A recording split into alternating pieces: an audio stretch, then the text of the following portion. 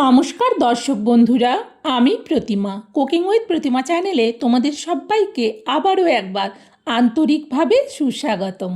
আশা করি বন্ধুরা তোমরা সবাই খুব ভালো আছো, সুস্থ আছো। আমিও তোমাদের মতো ভালো বন্ধু পেয়ে খুব ভালো আছি। আজকের রেসিপিতে যাওয়ার আগে যে সমস্ত বন্ধুরা আজকে প্রথম আমার রেসিপি দেখছো, তোমরা আমার আরও রেসিপি দেখতে চাইলে আমার এই ছোট্ট পরিবারে আমার বন্ধু হয়ে আমার সাথে থেকো। আমার জানা রেসিপিগুলো খুব সহজেই বাড়িতে বানিয়ে নিতে পারবে। চলো তাহলে আজকের রেসিপিটা শুরু করি। দেখো, আজকে আমি পাট শাক নিয়ে চলে এসেছি। এখানে আমি এক থালা ভর্তি করে পাট শাক নিচ্ছি। শাকগুলো মোটামুটি দেখা যাচ্ছে পরিষ্কার, তবুও আমি শাকগুলোকে একটু ভালো করে বেছে নেব। আজকে আমি এই পাট শাকটা রান্না করব কিভাবে, সেটা কিন্তু তোমরা স্কিপ করে দেখো না, প্রথম থেকে শেষ পর্যন্ত পুরো রেসিপিটা দেখো, তাহলে তোমরাও কিন্তু খুব সহজেই বাড়িতে রান্না করে নিতে পারবে। আর রেসিপিটা এইভাবে বানালে দুর্দান্ত টেস্টি হয়, আর এটা দিয়ে কিন্তু ভাত, রুটি, মুড়ি সব কিছু সুন্দরভাবে খাওয়া যাবে। এখন তাহলে শাকগুলো বেছে নিই। সেই জন্য আমি একটা ঝুড়ি নিয়েছি, একটা দুটো করে শাকগুলোকে ভালো করে বেছে নিচ্ছি। দেখো, সব শাকগুলো বাছা হয়ে গেছে। এবার এই শাকটাকে বেশ ভালো করে 3-4 বার জল পাল্টে ধুয়ে নেব। দেখে মনে হচ্ছে এক ঝুড়ি, কিন্তু যখন হাতে মুঠি করছি তখন অনেকটাই কম হচ্ছে। চলো শাকটা ধুয়ে নিই। দেখো, শাকটাকে বেশ ভালো করে জল পাল্টে ধুয়ে নিয়েছি। ধুয়ে নেওয়ার পরও এইভাবে থালাতে রেখেছি, কারণ ঝুড়ির তলা দিয়ে আরও যতটা সম্ভব জলটা বেরিয়ে যাবে। এই শাকের সাথে আজকে দেব মিষ্টি কুমড়ো আর আলু। আমি এটা কেটে নিতে পারতাম, কিন্তু ভাবলাম বন্ধুদেরকে আমি কতটা মিষ্টি কুমড়ো নিচ্ছি আর কতটা পরিমাণ আলু নিচ্ছি সেটা একটু দেখিয়ে নিই। চলো এটা কেটে নিই। দেখো, মিষ্টি কুমড়োটাকেও কেটে নিয়েছি। এবার এই মিষ্টি কুমড়োটাকে কিন্তু ছোট ছোট করে কেটেছি, থালার মধ্যে ঢেলে নিচ্ছি। আর আলুকে একটু বড় সাইজের করে কেটেছি, লম্বা করেই রেখেছি। মিষ্টি কুমড়ো কাটা হয়ে ধোয়া হয়ে গেছে, আলুও কাটা হয়ে ধোয়া, শাকও বেছে ধুয়ে নিয়েছি। এবার রান্নাটা শুরু করব।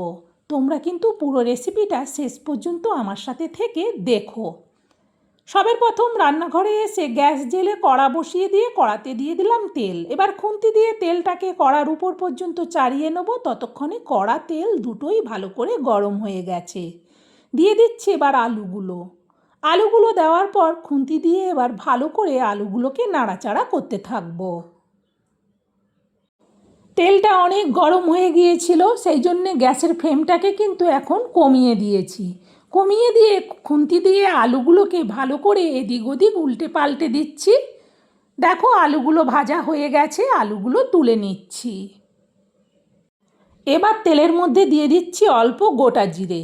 1/2 মিনিট জিরেটাকে ভেজে নেব। দিয়ে দিচ্ছি এতে গ্রেট করা আদা, চা চামচের মাপে 1 চামচ।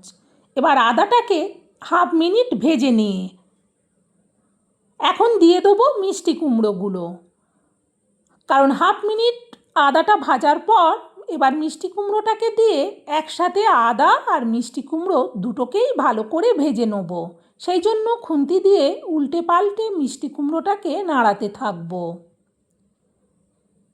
দেখো, আদাটা বেশ ভালো করে ভাজা ভাজা হয়ে গেছে। এবার দিয়ে দিচ্ছি এতে পরিমাণ মতো হলুদ, আর দেব অল্প লঙ্কার গুঁড়ো।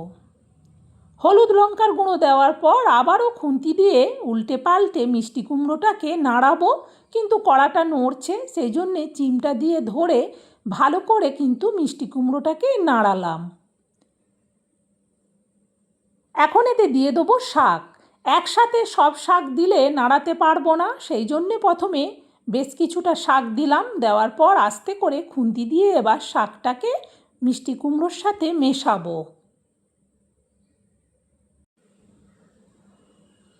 মিশিয়ে নেওয়ার পর বাকি যে শাকটা ছিল এবার অল্প অল্প করে সবটাই দিয়ে দিলাম। সব শাকটা দেওয়ার পর এটা একটু ঢেকে দিচ্ছি। ঢেকে দিলে তাহলে গরম ভাপে শাকটা কিন্তু অনেকটাই কমে যাবে। দুয়েক বাদে আমি কড়ার থেকে ঢাকনাটা সরাচ্ছি। শাকটা কিন্তু অনেকটাই জ্বরে গেছে। আবারও চিমটা দিয়ে কড়াটাকে ধরে ভালো করে এবার মিষ্টি কুমড়ো শুদ্ধ শাকটাকে নাড়াতে থাকবো। ভালো করে নাড়াতে নাড়াতে এই সময় এতে দিয়ে দেবো ভেজে তুলে রাখা আলুগুলো। আলুগুলো দেওয়ার পর আবারও ভালো করে আলুগুলোকে মিশিয়ে নিলাম। এখন এতে আগে দিয়ে দিচ্ছি পরিমাণ মতো লবণ আর দেব অল্প একটুখানি চিনি।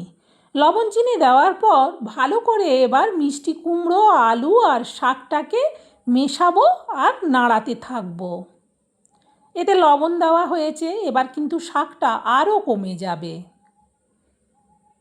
প্রায় 1 মিনিটের মতো সব কিছুকে আমি ভালো করে নাড়ালাম। এখন এতে দিয়ে দেবো পরিমাণ মতো জল। একটু খুন্তি দিয়ে নাড়িয়ে দেখে নিচ্ছি জলের পরিমাণ ঠিকই আছে। এবার এটা ঢেকে দিচ্ছি। ঢেকে গ্যাসটা বাড়িয়ে দিলাম। তরকারিটা ফোটার আওয়াজ হচ্ছিল, সেই জন্যে ঢাকনাটা খুলে খুন্তি দিয়ে ভালো করে আগে মিষ্টি কুমড়োর শাক আর আলুটাকে নাড়াচাড়া করে দেখে নিলাম।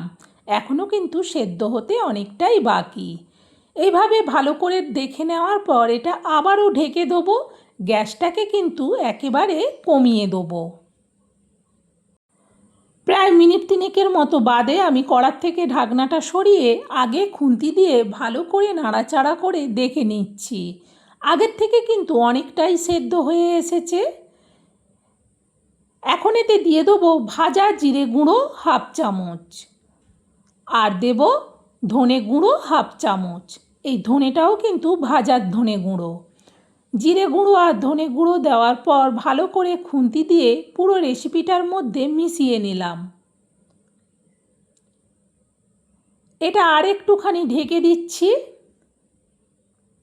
আরও মিনিট 2 মতো বাদে কড়ার থেকে ঢাকনাটা সরাচ্ছি। ভীষণ সুন্দর একটা সেন্ট। খুন্তি দিয়ে ভালো করে আগে দেখে নিচ্ছি, কারণ আলুগুলো বড় করে কেটেছিলাম। আলুও সেদ্ধ হয়ে গেছে, মিষ্টি কুমড়োও সেদ্ধ হয়ে গেছে। ভালো করে তরকারিটাকে শুধু খুন্তি দিয়ে মাখো মাখো করে নাড়াচাড়া করে নিলাম। এখন এটা নাবিয়ে নিচ্ছি।